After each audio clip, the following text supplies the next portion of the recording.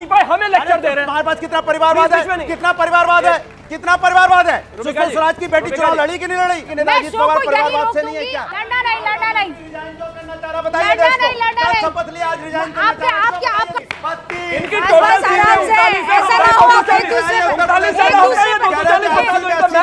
पहली बात सुनिए, आप पूरी बात होने दीजिए, पूरी बात होने दीजिए, पूरी बात होने दीजिए, पूरी बात होने दीजिए। ताली बजाने से कुछ नहीं होगा। आप पहले मेरी बात सुनिए, पहले मेरी बात। उन्होंने कहा था कि मुसलमानों को ना बस बचाव नहीं, को बचाव करना चाहते हैं क्या आप? कमाल की कर रहे हैं। ठीक है, मान लीजिए ना, क्यों परेशान हो रहे हैं? पप्पू यादव कंचना जी ये कह रहे हैं, पप्पू यादव इंडिपेंडेंट है, पप्पू यादव है, लेकिन वो ये कह रहे हैं आपकी तो इतनी बेइज्जती की, उसके लिए हमें दर्द हो रहा है। आपको नीचे बैठा दिया गया था, हमने टोका कि आपके नेता को नीचे क्यों बैठाया गया? आपकी चिंता हम कर रहे हैं और आप इनकी चिंता कर रहे हो। वो हमारे लिए मिशन था जिसको हमें पूरा करना था। और अगर सुनिए, अगर हाँ तो सच है, इस देश में समाजवादियों का संघर्ष काम आया। कम से कम भारतीय जनता पार्टी को इस बात का तो एहसास हुआ, सबका साथ की तो बात करती थी लेकिन सबको साथ लेके चलती नहीं थी।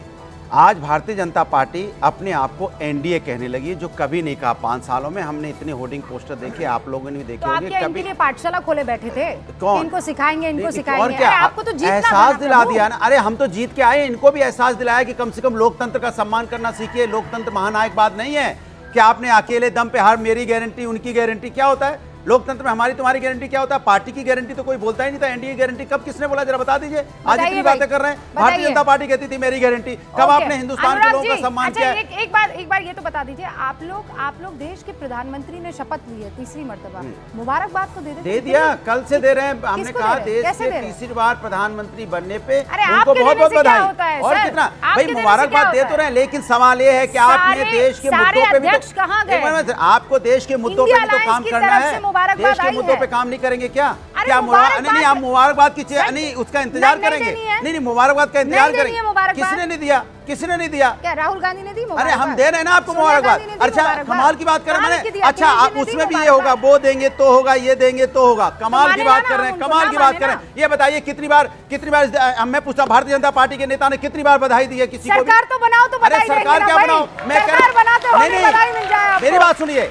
आपको मेरी बात सुनिए। इसके पहले भी सरकारें बनी, उत्तर प्रदेश में भी सरकारें बनी और उसके पहले सरकारें गिरी। कितनी बार बधाई की है नहीं। बात है कि आप समाज के, जो हमारा समाज का ताना बाना बिगाड़ने की जिम्मेदारी कौन ले रहा है? प्रधानमंत्री नरेंद्र मोदी ने बधाई। अरे मैंने कहा बधाई दी तो, और कैसे बधाई चाहते हो आप?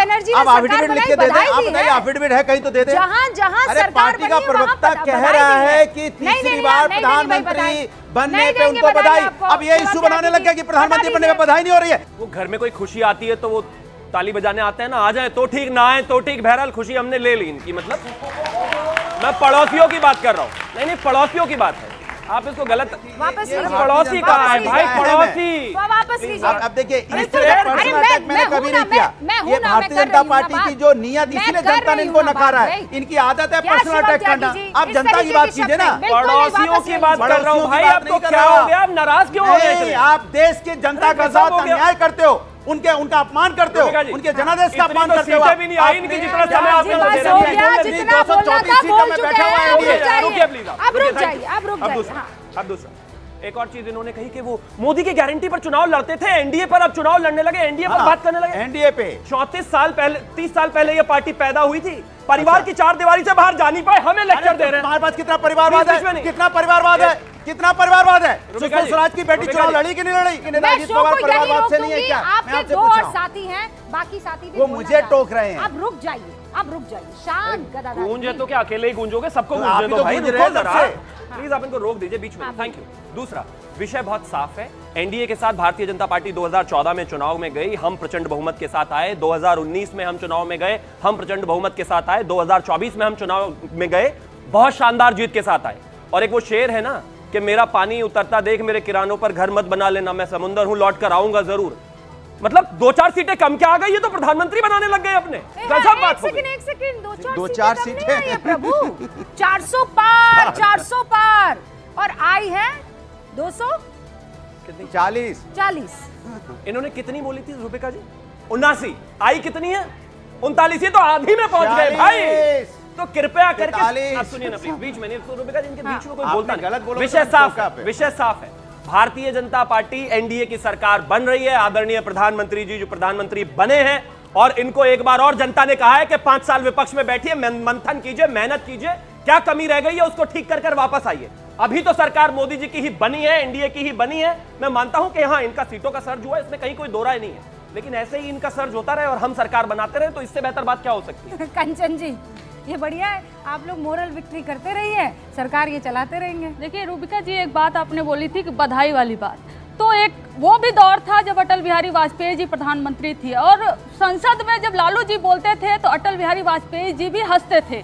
वह एक दौर था, और एक ऐसा दौर है जब प्रधानमंत्री नरेंद्र मोदी जी बिहार में चुनाव प्रचार में गए तो बोले एक हेलीकॉप्टर से जो घूमता है उसको 4 तारीख के बाद उसको जेल में भेज दिया जाएगा। इतनी कटुता राजनीति में लाने वाले एकमात्र शख्सियत प्रधानमंत्री नरेंद्र मोदी जी हैं, और वही उम्मीद करते हैं, और विदाउट इन्विटेशन किसी को नहीं भेजा, हमारी पार्टी को तो नहीं भेजा उन्होंने इन्विटेशन कि आइए शपथ ग्रहण समारोह में, तो हम क्या ढोल नगाड़ा लेकर उनके लिए बधाई देने आए। लेकिन फिर भी मैं इंडिविजुअल पार्टी की प्रवक्ता उनको बधाई देती हूँ तीसरी बार शपथ लेने के लिए। लेकिन एक बात और याद रखना चाहिए, बहुत चल रहा है कि तीसरी बार नेहरू जी के बाद तीसरी बार, अरे 3 बार प्रधानमंत्री पद की शपथ वाजपेयी जी भी लिए थे, एक बार 13 दिन के लिए, 13 महीने के लिए, 5 साल के लिए।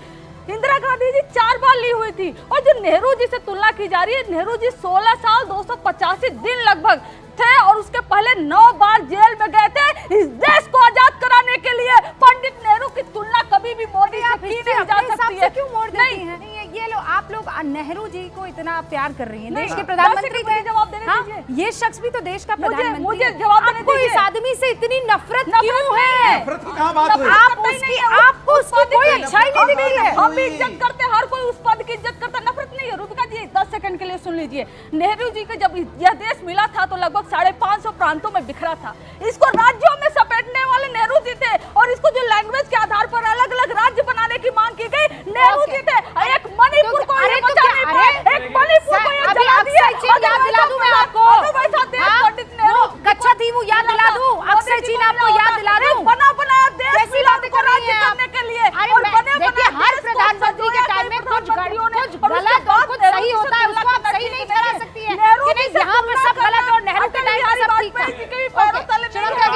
चारा चोरी कर लिया और अब क्रेडिट चोरी कर लिया इन्होंने सरदार वल्लभ भाई पटेल का। अरे सरदार वल्लभ भाई पटेल ने किया था भाई, वो कुछ भी इतिहास तो ठीक होना चाहिए। जेएनयू में पढ़ते हैं इतने अच्छे संस्थान में, और 3 बार की शपथ की बात उन्होंने की। 3 बार शपथ लेना नहीं, 5 साल 10 साल इकट्ठा सरकार चलाने के बाद तीसरी बार सरकार बनाने वाले आदरणीय प्रधानमंत्री जी नेहरू जी के बाद ही है। और अगर जेल जाना ही इस देश के लिए काम करना है तो सावरकर तो नेहरू से भी ज्यादा गए थे, धन्यवाद करो उनको। गजब बात हो गई। ये बताइए, मैं आपसे पूछ रहा हूं, आपका मंत्री शपथ लेके रिजाइन कर रहा है, बताइए आपका मंत्री रिजाइन करना चाहता है?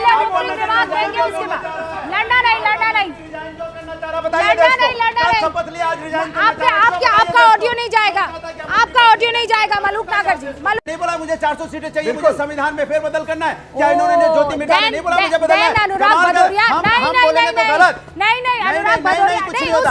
पार्लियामेंट से आप सभी नहीं, दूसरी बात एक सेकंड पहले रुकिए, पूरी बात होने दीजिए, ताली बजाने से कुछ नहीं होगा। आप पहले मेरी बात सुनिए, पहले लेडीज फर्स्ट। देखिए, इसके लिए जोरदार तालियां हो जानी चाहिए। आप कह रहे हैं कि 4 लोगों ने कहा कि संविधान बदल कर रख दिया, वो 4 लोग कौन थे? मैंने बताया तो, लल्लू जी ने बोला, हाँ, ज्योति मिर्धा ने बोला, हाँ, और उनके 2 सांसद जो लड़ रहे थे वो बोल रहे थे। हेगड़े जी है, हाँ, हेगड़े जी है। आप सुन लीजिए, बीजेपी के है ना, अब ये मैं सुनिए आराम से। 4 लोगों ने बोला, तो आपके वो एचटी हसन साहब हैं, उन्होंने कहा था कि मुसलमानों को ना बस बचाव नहीं, बीजेपी को बचाव करना चाहते हैं क्या आप? कमाल की कर रहे हैं। ठीक है, मान लीजिए ना, क्यों परेशान हो रहे हैं, मान लीजिए। अब आपके एचटी हसन साहब, बर्ग साहब, वो जो भी बोलते हैं, इसका मतलब अखिलेश यादव बोल रहे हैं। बर्ग साहब तो अब नहीं है, हाँ नहीं है, चलिए अल्लाह उन्हें जन्नत नसीब करे, लेकिन वो जो भी बोलते हैं इसका मतलब अखिलेश यादव बोल रहे हैं। आप बताइए कि भारतीय जनता पार्टी, मैं जो पूछ रहा हूं, उन्होंने जब बोला तो क्या भारतीय जनता पार्टी ने आके बोला कि हम संविधान नहीं बदलना चाहते? नहीं बोला, हम लोगों ने आवाज उठाई तब क्लैरिफिकेशन देने के थोड़ा है।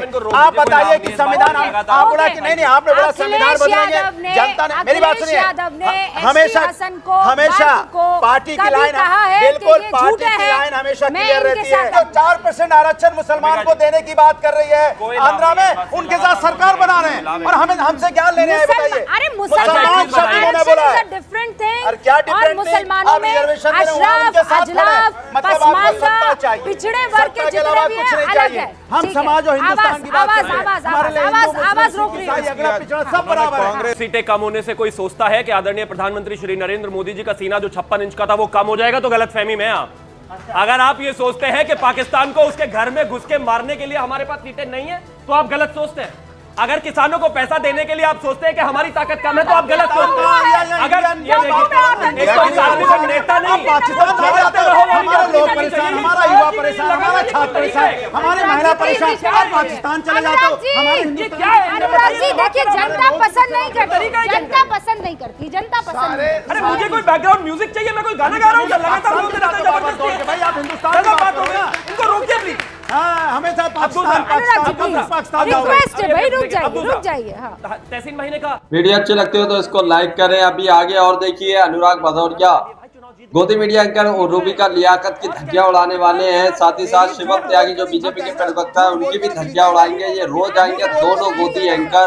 बहस और मुजरे पे ही जीता। रुक जाओ, आप रहिए वहीं तबेले में, कोई बात नहीं, कोई बात नहीं, बुरी बात नहीं है, वहां पर रहिए, हम राजनीति करेंगे। अब बात करते हैं, एआई की बात करते हैं, नौकरी की बात करते हैं। हम कह रहे हैं आप हर बार अपनी 2 सीटें बढ़ाते रहिए, हम प्रधानमंत्री बनाते रहेंगे, कोई दिक्कत नहीं है भाई। शुभकामनाएं आपको। आपकी टोटल कितनी है? टोटल कितनी है आपकी? टोटल कितनी है? टोटल कितनी है इनकी? टोटल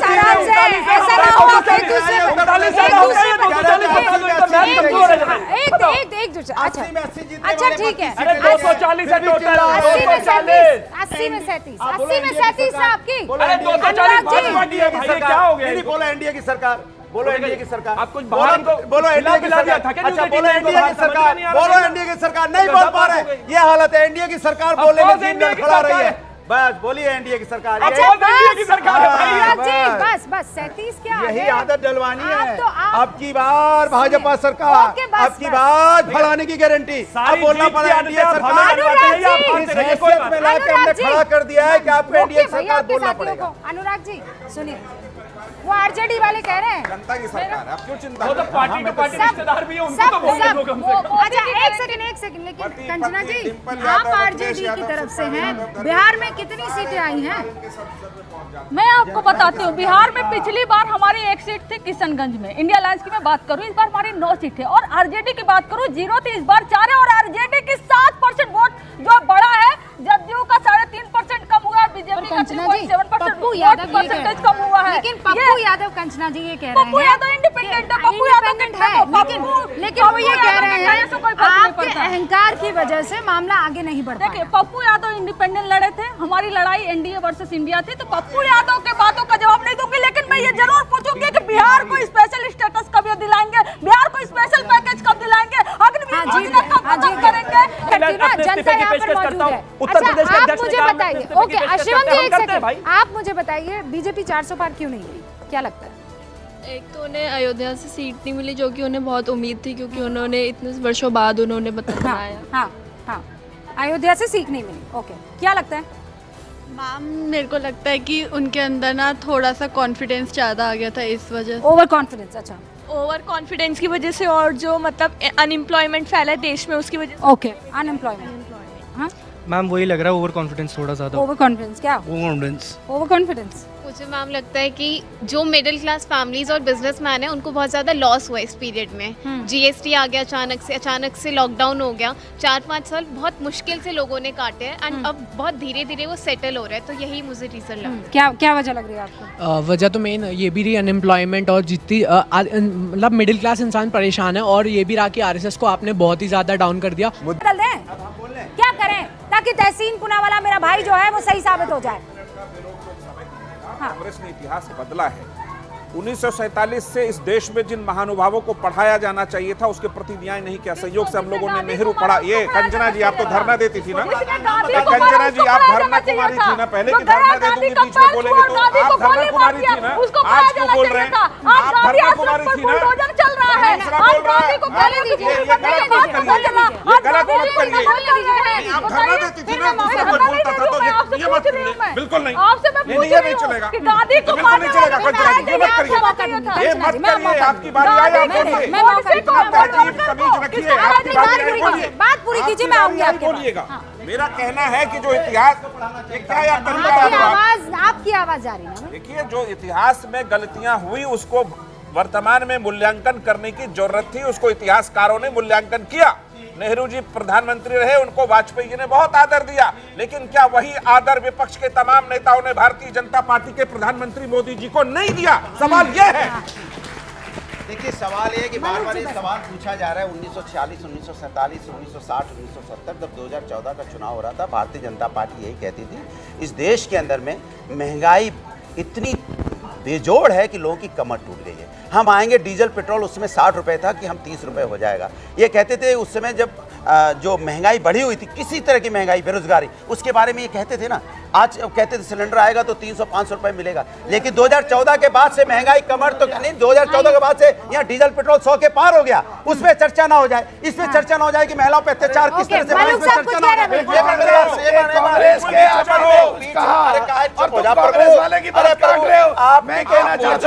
आपकी तो इतनी बेइज्जती की, उसके लिए हमें दर्द हो रहा है। आपको नीचे बैठा दिया गया था, हमने टोका कि आपके नेता को नीचे क्यों बैठाया गया? आपकी चिंता हम कर रहे हैं और आप इनकी चिंता कर रहे हो। नीचे बैठा दे रहे हैं, मंच में भी नहीं बैठा रहे हैं, कमाल की बात कर रहे हो। हम आगे अधिकार के लिए लड़ रहे हैं, तब जाके आपको मंत्री पद मिल पा रहा है। ओके, अरे मेरी बात नहीं, ओके कहाँ चले? महंगाई की बात हो गई ना आपकी। हाँ, तुम्हारी बात के लिए तो कल तक शो चलाना पड़ेगा भाई, आपकी बात खत्म नहीं हो सकती। अब ये बताइए आप लोग अब एनडीए जो कुनबा है उसको कैसे संभालेंगे? अब यूसीसी का क्या होगा? आप पीओके आप लेने वाले थे, हाँ, अग्निवीर पर तो आपको वापस चिंतन मंथन करने के लिए बोल दिया गया। ये राह आपके लिए बहुत आसान नहीं होने वाला। हम इंडिया अलायंस वाले थोड़ी ना है कि आज चुनाव हुआ तो कल आम आदमी पार्टी ने कह दिया कि हम भाग जाएंगे। हमारा कॉमन मिनिमम प्रोग्राम और तमाम चीजों पर पहले ही बात होने के बाद ही गठबंधन हुआ था। प्री पोल अलायंस है, उसके बाद ही ये सारी चीजें तय हुई है और किसी चीज पर कोई डिफेंसिव नहीं है। ये तो लगातार कह रहे थे कि मोदी जी प्रधानमंत्री जी नहीं बनेंगे, गृह मंत्री पर दिक्कत आएगी, ये दिक्कत आएगी, कुछ नहीं हुआ भाई। देखिए, इनसे सीधा पूछा गया कि अग्निवीर योजना वापस लेंगे। वीडियो अच्छी लगती हो तो इसको लाइक करें। जिस तरीके से अनुराग भदौरिया ने अकेले ही गोदी मीडिया एंकर रूबिका लियाकत और शिवम त्यागी को और साथ ही साथ एनडीए गठबंधन के प्रवक्ताओं को धोया है और जो मजा चकाया उसे देखने के बाद आपको कैसा लगा, अपनी राय कमेंट बॉक्स में जरूर देकर जाइए। ये तो बता दीजिए और बताइए।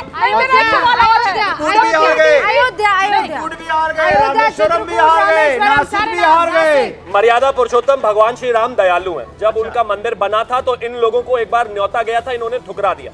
उन्होंने फिर से इन्हें घर वापसी दे करने का मौका दिया है।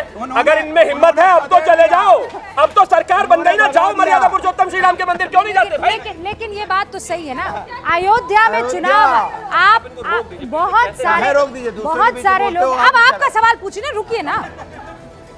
बहुत से लोग ये कहते हैं शिवम त्यागी कि राम का मुद्दा सबसे महत्वपूर्ण मुद्दा था।